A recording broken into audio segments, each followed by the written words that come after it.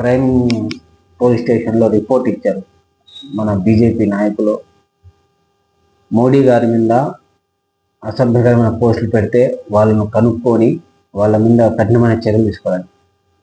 మోడీ గారి మీద పెడితేనే నువ్వు కఠిన శిక్ష అని చెప్పి మరి దేశం మీదే పెడుతున్నారు. దేశాన్ని 2 ముక్కలు చేయాలనుకుంటున్నారు కదా అయ్యా.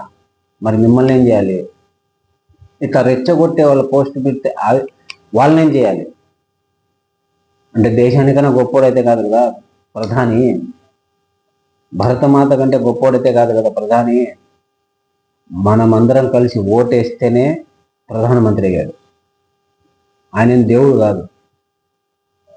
మీరు అనుకుంటున్నారు విశ్వ గురువు అని. ఆయన విశ్వానికి మొత్తానికి గురువు ఏం కాదు.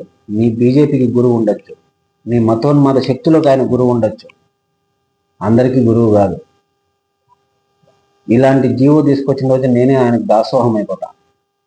మతాలను అడ్డు పెట్టుకొని రాజకీయం చేయకుండా మత కల్లోహాలు సృష్టించే వాళ్ళ మీద కఠిన చర్యలు తీసుకుంటామని చెప్పి కఠినమైన జీవో తీసుకొచ్చిన రోజు ఏ సోషల్ మీడియాలో కానీ ఏ మీడియా ఛానల్లో కానీ మతాలను ఉద్దేశించి రెచ్చగొట్టే వ్యాఖ్యలు రాని రోజు నేనే ఆయనకు దాసోహం అయిపోతాను. నా లాంటి వాళ్ళు చాలామంది ఆయనకు దాసోహం అయిపోతారు. అప్పుడు అనుకుంటాం ఈయన నిజమైన భారతీయుడని. అంతేగాని ప్రధానమంత్రి మీద పోస్టులు పెడితే కఠినమైన చర్యలు తీసుకొని ప్రధానమంత్రి అని దేవుడు అయ్యా. దేవుళ్ళ మీద పెట్టుకుంటున్నారు మీరు. నువ్వు ఆయన మీద పెడతావు, వాడు నీ మీద పెడతారు. ముస్లిం దేవుళ్ళని తిడతాడు, ఖురాన్ తిడతాడు, వాడు వచ్చేసి భగవద్గీతని తిడతాడు, దేవుళ్ళని తిడతాడు. వాళ్ళనేం అనకూడదా?